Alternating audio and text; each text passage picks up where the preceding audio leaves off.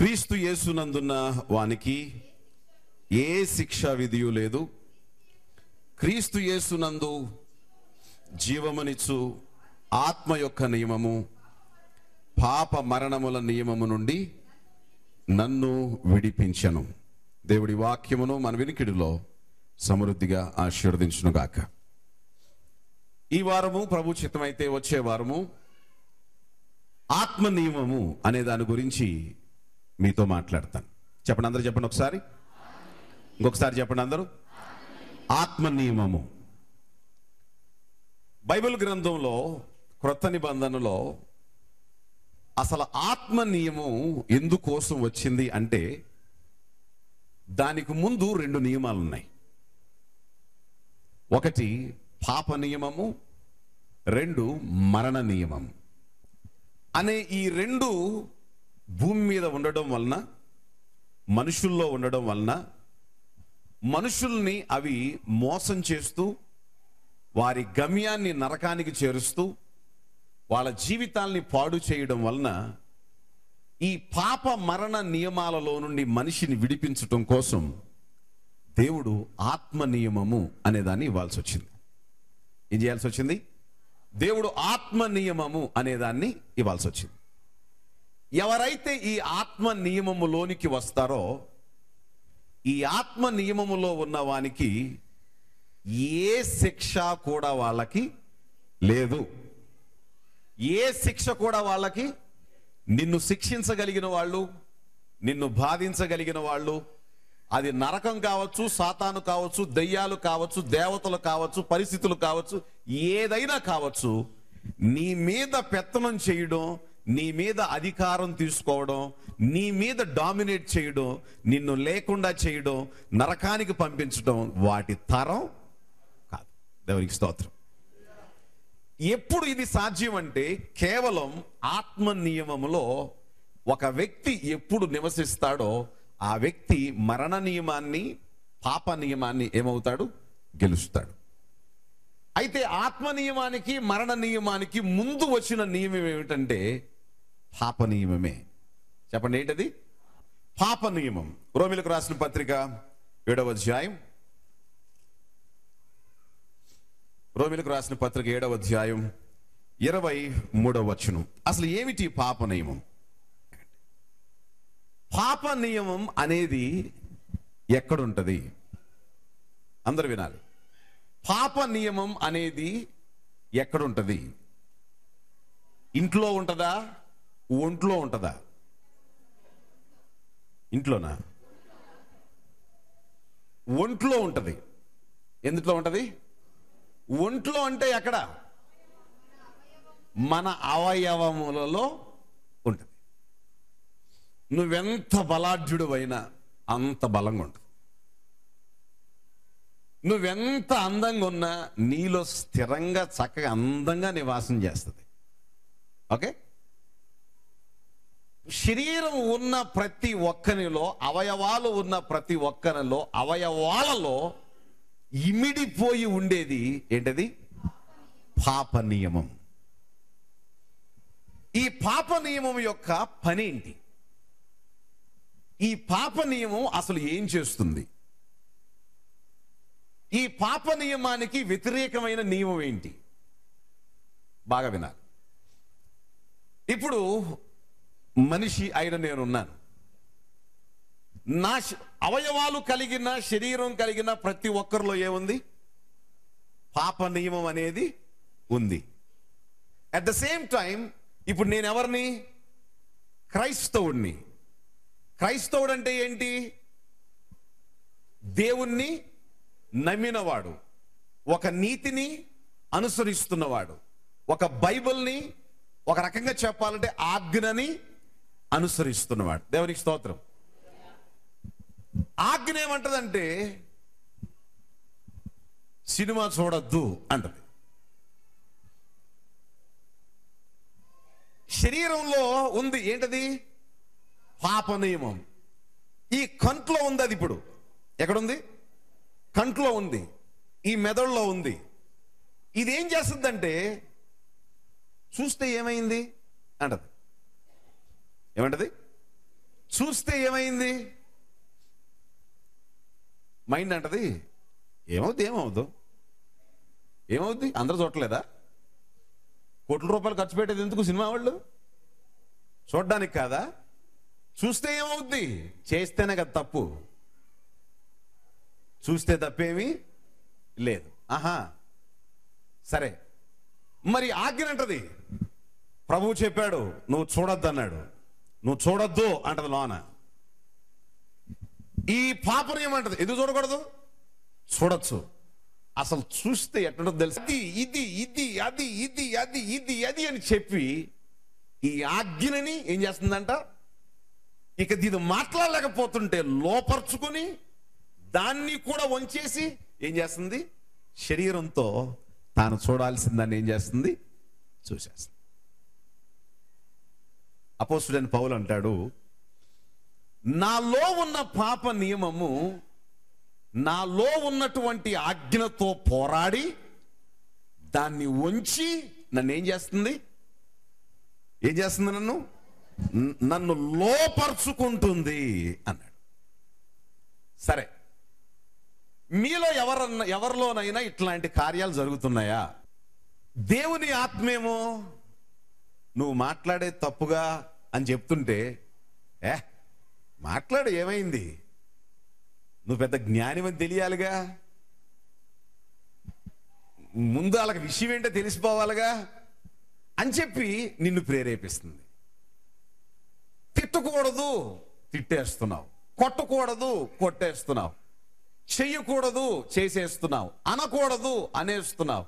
మోసం చేయకూడదు, చేసేస్తున్నావు. ఒక ప్రక్కన నీ అంతరాత్మలో నీతో పోరాడుతుంది, ఒక ప్రక్కన ఆ అంతరాత్మని స్లోగా ఏం చేస్తుంది? నీ పాపం, నీ పాప స్వభావం, నీ యొక్క కోరిక దాన్ని డామినేట్ చేసేసి ఏం చేస్తుంది? లోపర్చేసుకుంటుంది. మీలో ఎప్పుడైనా ఇలాంటి పనులు జరిగినాయా? జరగలేదు అని ఎవరైనా చెప్తే వాళ్ళ అబద్ధికులు.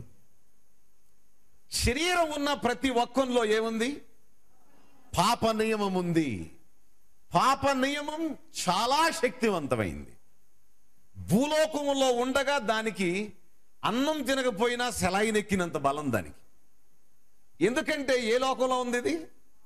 పాపానికి సపోర్ట్ చేసేటువంటి లోకంలో ఉంది. దీనికి గాలి పీలిస్తేనే చాలు, అన్నం కూడా పెట్టాల్సిన పని లేదు, అంత బలం వస్తుంది దీనికి. నీలో ఉన్నటువంటి దేవుని ఆజ్ఞకి బలం రావాలంటే నువ్వు ఇల్లు వదిలి చర్చికి రావాలి, చర్చికి వదిలి వాక్యం చెప్తుండే జాగ్రత్తగా దాన్ని వినాలి. ఆ విన్న దాన్ని నువ్వు నమ్మాలి, నమ్మిన దాన్ని నువ్వు ప్రాక్టీస్ చేయాలి. చేసినప్పుడు అదేమవుద్ది? అప్పుడు బలపరచబడు.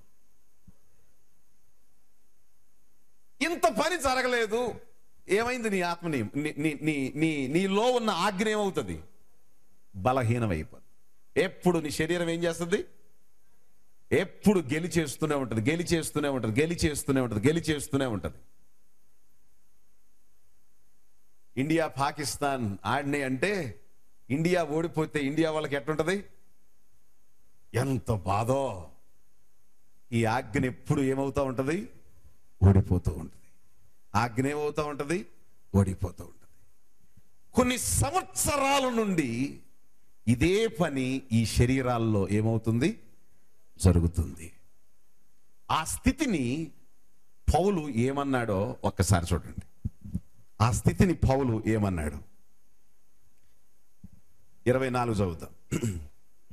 అయ్యో, నేనెంత దౌర్భాగ్యుడను! ఇట్టి మరణమునకు లోనగు శరీరము నుండి నన్నెవడు ఇప్పుడు ఎవరైతే ఈ పరిస్థితిలో ఉన్నారో వీళ్ళు అనాలా? అయ్యో అనాలా? ఈ కండిషన్ ఎలాంటి కండిషన్? ఈ కండిషన్, ఈ పరిస్థితి ఎట్లాంటిది? అయ్యో అనేది ఎప్పుడు?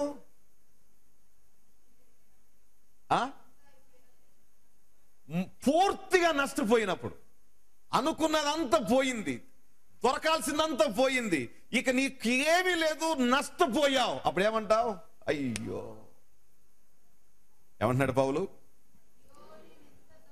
నీలో ఉన్న శరీరము, నీలో ఉన్న పాపము, నీలో ఉన్న పాప నియమము నీ ఆత్మని, నీ ఆజ్ఞని, నీలో ఉన్న దేవుని ధర్మశాస్త్రాన్ని గెలిచి అది ప్రతిరోజు జయిస్తూ, ఈ శరీరాన్ని తప్పు చేయిస్తూ, ఈ నోటిని తప్పు చేయిస్తూ, ఈ కళ్ళని తప్పు చేయిస్తూ, ఈ జీవితాన్ని తప్పు చేయిస్తూ, ఈ జీవితాన్నే తప్పులో ఉంచేసి పాపంగా మార్చేస్తుంటే ఆ పరిస్థితిని బట్టి మనిషి ఏమవ్వాలి? అయ్యో అని ఏడవాలి గాని అహహహా అని ఆనందించు. ఒక్కసారి చూడండి, లోకం ఈ రోజున ఎలా ఉంది? లోకంలో ఉన్న మనిషి యొక్క శరీరం గెలుస్తుందా, అతనిలో ఉన్న ఆత్మ గెలుస్తుందా? చెప్పాలి. పాపం చేసే మనిషి, తప్పులు చేసే మనుషులు, అక్రమాలు చేసే మనుషులు, దౌర్జన్యాలు చేసే మనుషులు, ఆస్తులు సంపాదించుకునే మనుషులు ఎప్పుడు శరీరపు గెలుపునే చూసుకుంటూ దానిలోనే ఏం చేస్తున్నారు? వాళ్ళు ఆనందిస్తున్నారు. కానీ దాని యొక్క అంతాన్ని ఎరిగినటువంటి పౌలు, దాని యొక్క ముగింపును ఎరిగినటువంటి ఆత్మీయుడు, అది రేపు ఏం చేస్తుందో తెలుసుకున్నటువంటి ఆత్మీయ జ్ఞానం అంటున్నాడు, అయ్యో అయ్యో, you are dominated by sin. పాపం చేత నువ్వు ప్రభుత్వం చేయబడుతున్నావు, ఒక మోసం చేత నువ్వు ప్రభుత్వం చేయబడుతున్నావు. అయ్యో, నీ జీవితం పూర్తిగా ఏమవుతుంది రేపొద్దున? It's going to be destroyed, నాశనం అయిపోద్ది. అయ్యో అని అంటూ నేనెంత దౌర్భాగ్యుడు. మాట చూడండి, నేనెంత దౌర్భాగ్యుణ్ణి. దౌర్భాగ్యము అర్థం చెప్పండి. భాగ్యము లేని తనము అంటే దరిద్రము అని అర్థం. దుష్ట ప్లస్ భాగ్యము అని అర్థం. అది అంటే భాగ్యము లేని దుష్టత్వం నాకు, నా శరీరానికి కలిగింది అని అర్థం. అంటే ఏమవుతున్నాడు ఇప్పుడు? ఈయన భాగ్యవంతుడు కాదు. ఈయన ఎవరైనా నష్టపోయినవాడు, మోసపోయినవాడు. అయ్యో, ఇంత దౌర్భాగ్యుణ్ణి. బాగా వినాలి. నీకు లక్షలు ఉండొచ్చు, కోట్లు ఉండొచ్చు, ఉద్యోగాలు ఉండొచ్చు, ఐశ్వర్యాలు ఉండొచ్చు, మంచి చదువు ఉండొచ్చు, నీకు లోకంలో బ్రతకగలను అనే ధైర్యం, నిరీక్షణ నీకు సమృద్ధిగా కలగచ్చు.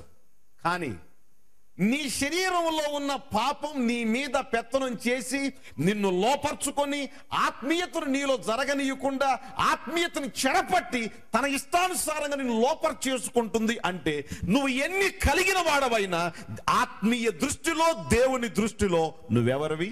దౌర్భాగ్యుడవి, దౌర్భాగ్యురాలివి. కోట్లు ఉన్నా ఉపయోగం లేదు, లక్షలు ఉన్నా ఉపయోగం లేదు, కార్లు ఉన్నా ఉపయోగం లేదు. If you are dominated by your sin, you are totally destroyed. నీ పాపం చేత నువ్వు ప్రభుత్వం చేయబడుతూ ఉంటే దేవుని ధర్మశాస్త్రాన్ని అది లోపర్ చేసుకొని చంపేస్తూ దాన్ని జరగనీయకుండా చేసేస్తుంటే నువ్వు ఏమాత్రం కూడా ఐశ్వర్యవంతుడివి కాదు. నువ్వు భాగ్యరహితుడివి, భాగ్యము సంపద లేనివాడివి. రెండు, ఇంకేమంటున్నాడు? ఇట్టి మరణమునకు. ఇప్పుడు ఈ శరీరం పాప నియమములో ఉండి పాపం చేసింది. పాపం వలన వచ్చు జీతం ఏంటి? బాగా వినాలండి. పాపం వలన వచ్చు జీతం ఏంటి? పగలంతా కష్టపడితే ఏమొస్తుంది? 30 రోజులు కష్టపడితే గవర్నమెంట్లో ఏమొస్తుంది? ఏమొస్తుందండి? పాపం జీవితం అంతా చేస్తే వచ్చేదేంటి? మరణం అనే జీతం. ఏమొస్తుంది? నీలో ఉన్న పాప నియమం, నీలో ఉన్న దేవుని ధర్మశాస్త్రానికి లోబడకుండా దాన్ని జయించి నీ శరీరాన్ని పాపిగా చేసి పాపం చేయిస్తే నీ శరీరానికి పాపం తెచ్చేది ఏంటంటే మరణం. చెప్పండి, ఏంటి? మరణం. ఈ మరణం శారీరకంగా, ఈ మరణం ఆత్మీయంగా, ఈ మరణం జీవితంలో 3 చోట్ల ఈ మరణం యొక్క ఛాయ నీకు కనిపిస్తుంది. ఒకటి, యు విల్ డై. ఏ శరీరంలో పాపం జరుగుతుందో ఈ శరీరం ఏమవుద్ది? చచ్చిపోద్ది. ఒక రోజున కన్ను మోస్తుంది. దాన్నే ఏమన్నాం? మరణం. 2, దీనిలోన ఒక ఆత్మ ఉంది. ఆ ఆత్మ ఏమవుద్ది? అది ఎప్పుడు ఓడిపోయి, అది ఎన్నిసార్లు మాట్లాడినా కూడా ఈ శరీరమే దాన్ని జయించి దాన్ని లోపరుచుకుంది కాబట్టి దీని ద్వారా జరిగిన ప్రతిఫలం అంతా దాని మీద పడద్దు కాబట్టి దీని మరణం దానికి వస్తుంది. ఆ ఆత్మ కూడా ఎక్కడికి వెళ్ళిపోద్ది? రెండవ మరణం అని పిలువబడుతున్నటువంటి నిత్య నరకానికి వెళ్ళిపోద్ది. బాగా వినాలి, నిత్య నరకానికి వెళ్ళిపోద్ది. 3వది, ఇప్పుడు నువ్వు బ్రతికున్నావు, ఇంకా ఆత్మ నీలోనే ఉంది, కానీ ఈ పాప నియమం నీలో పనిచేస్తూ నీలో ఉన్న దాన్ని డామినేట్ చేస్తూ లోపరుచుకుంటుంది. ఇదేం చేస్తుందంటే it will give you A dead products. చర్చికి వస్తావు కానీ మృతమైన విశ్వాస జీవితం. ఆ మనిషికి సంతోషం ఉండదు, ఆనందం ఉండదు, ఆ మనిషికి తృప్తి ఉండదు, యేసుక్రీస్తులో నిరీక్షణ ఉండదు, అధికారం ఉండదు, ఆనందం ఉండదు, దాని మీద జయం ఉండదు. ఏదో వస్తాడు, ఏదో వెళ్ళిపోతాడు. ఎందుకు వచ్చాడో తెలియదు, ఏమొచ్చాడో తెలియదు. అసలు అతనికి ఏదో దేవుడు అనుకుంటున్నాడు, వచ్చాడు అంతే తప్ప అతనికి దాని గురించినటువంటి రుచులేవి. That means what? క్రియలు లేని విశ్వాసం ఏంటి? It is dead. Take your family. కుటుంబంలో ఉంటావు, అందరూ కూడా మృతులే. అంటే మరణకరమైన వాటికే చూస్తే సరిపో. 50 సంవత్సరాలు నువ్వే ఈ స్టేజ్లో ఉంటే నీ 20 సంవత్సరాల కొడుకు నువ్వు చూసే పాత సినిమా అరిక చూస్తాడా? ఎంత అడ్వాన్స్ చూస్తాడు. కారణం ఏంటి? నువ్వు మరణకరమైన చేస్తున్నావు, నీ కొడుకు మరణకరమైన చేస్తాడు, తల్లి మరణకరమైన చేస్తా, కూతురు కూడా ఏం చేస్తుంది? ఆల్ వాళ్ళ ఇల్లంతా కూడా they are called dead people in the spirituality. ఆత్మీయతలో మృతులుగానే ఉంటారు. వాళ్ళ భర్త, భార్య, పిల్లలు అందరూ కూడా మృతమైన పనిలోనే చేస్తారు, మృతులుగానే ఎప్పటికీ ఉండిపోతారు. వాళ్ళు ఎందుట్లో ఆనందిస్తారంటే మృతమైన విషయాల్లోనే, మృతమైన వాటి అందే, మృతమైన కార్యాల్లోనే, జీవం లేని కార్యాల్లోనే, ఆత్మీయత లేని వాటిల్లోనే వాళ్ళందరూ ఏం చేస్తూ ఉంటారు? ఆనందిస్తూ ఉంటారు. అందుట్లోనే ఎంతో గొప్ప ఆనందం ఉందని అనుకుంటా ఉంటారు. బైబిల్ క్లియర్గా దీని గురించి చెప్పింది ఏమిటంటే ఇది దౌర్భాగ్యపు స్థితి. ఏ స్థితి ఇది? క్రీస్తు యేసు అనేది పరలోక భాగ్యము లేని దౌర్భాగ్య స్థితి. ఈ దౌర్భాగ్య స్థితి నుంచి నన్నెవడు. ఇప్పుడు చెప్పండి, we are talking about law of the sin. పాపము యొక్క నియమం. ఇవి చాలా కీలకమైన విషయాలు, అంత తేలిక కదా అర్థం కాదు, కానీ మీకు అర్థమయ్యేటట్టు చెప్తున్నాను, జాగ్రత్తగా దీన్ని నేర్చుకోండి. ప్రతి శరీరంలో ఇది ఉంది. పాప నియమం ఎవరిలో ఉందో వాళ్ళకి రెండోది మరణకరమైన నియమం. మరణకరమైన నియమం ఎవరిలో ఉందో వాళ్ళ స్థితి బైబిల్ ఏమని చెప్తుంది? దౌర్భాగ్యమైన స్థితి. వాళ్ళ చివరికి వాళ్ళు, వాళ్ళ శరీరం, వాళ్ళ జీవితం, వాళ్ళ ఆత్మ పూర్తిగా రేపేమవుద్ది? మరణంలోకి వెళ్ళిపోద్ది. మరణకరమైన పనులు భూమి మీద చేస్తారు. ఈ శరీరం రేపొద్దున మరణించి మట్టిలోకి వెళ్ళిపోద్ది. దానిలో ఉన్న ఆత్మ ఎక్కడికి వెళ్ళిపోద్ది? నరకానికి వెళ్ళిపోద్ది. Their life will be end.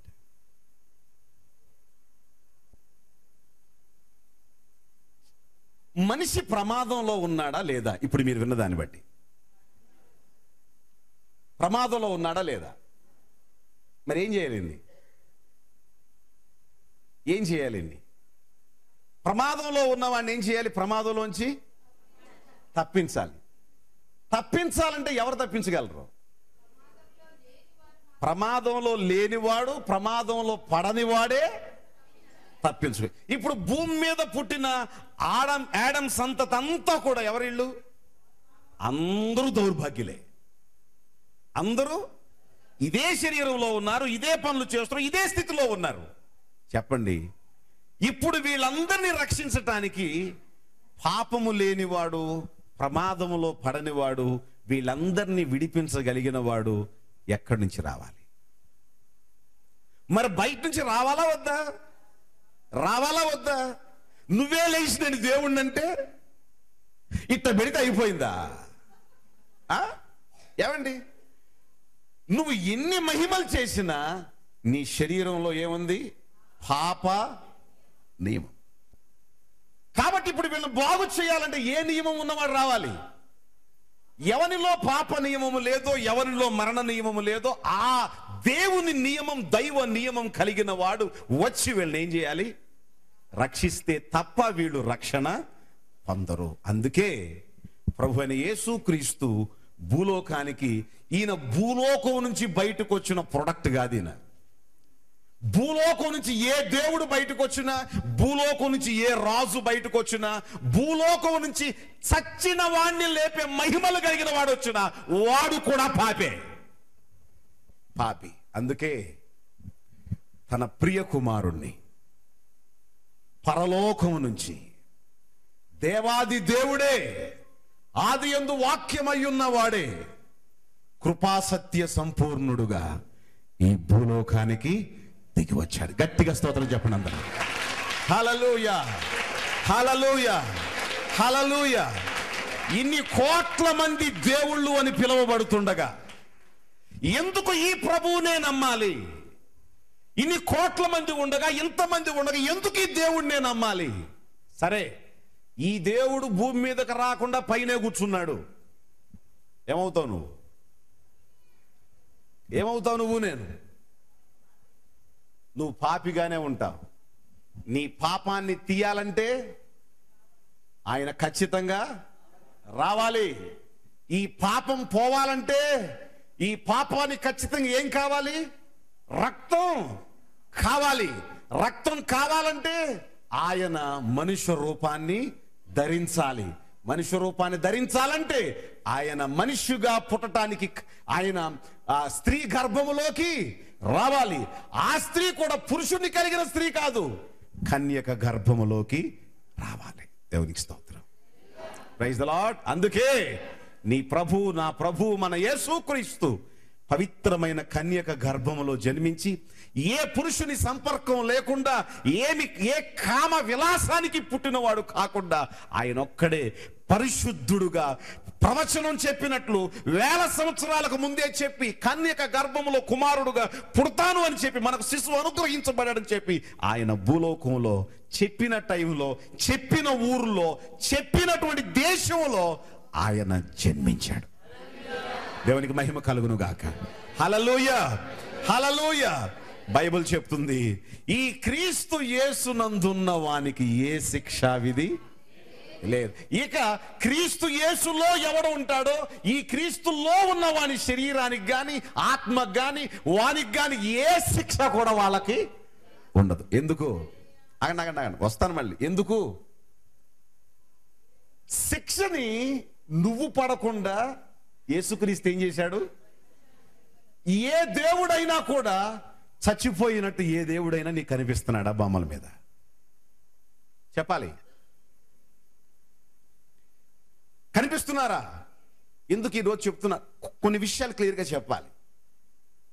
యేసుక్రీస్తు ఎందుకు ఉగ్రతను అనుభవించిన వాడిగా, చనిపోయిన వాడుగా, శిక్షించబడిన వాడుగా, దెబ్బలు తిన్నవాడుగా, గాయపరచబడిన వాడుగా ఎందుకు సిలువలో కనిపిస్తున్నాడంటే, ఏ శిక్ష నీ మీద ఉండకుండా చేయటానికి నీ శిక్షని ఆయన తీసుకున్న దేవుడైన. అందుకే ఆయన శిక్షించబడి నిన్ను విడుదల చేశాడు. ప్రైజ్ ది లార్డ్, హల్లెలూయా. ఎందుకు ఈ యేసునే నమ్మాలి? ఎందుకు ఈ యేసుక్రీస్తే దేవుడు అనే విషయానికి వస్తే, ఈయన సర్వ మానవాళి యొక్క శిక్షని, ఈ పాపం వలన వచ్చిన మరణాన్ని, మరణం వలన వచ్చినటువంటి శిక్షణ అంతటినీ కూడా ఆయన తీసుకున్నాడు. దేవునికి స్తోత్రం. కాబట్టి ఇప్పుడు ఎవడు ఈ సత్యాన్ని నమ్మి క్రీస్తులోకి వస్తాడో, ఆ క్రీస్తు యేసులోనికి వచ్చినటువంటి క్రైస్తవునికి ఏమి లేదంట, ఏ శిక్షా విధియు లేదు. ఏమవుద్ది పాస్టర్ గారు? మరి క్రైస్తవులు చచ్చిపోరండి? క్రైస్తవులకు మరణం రాదండి?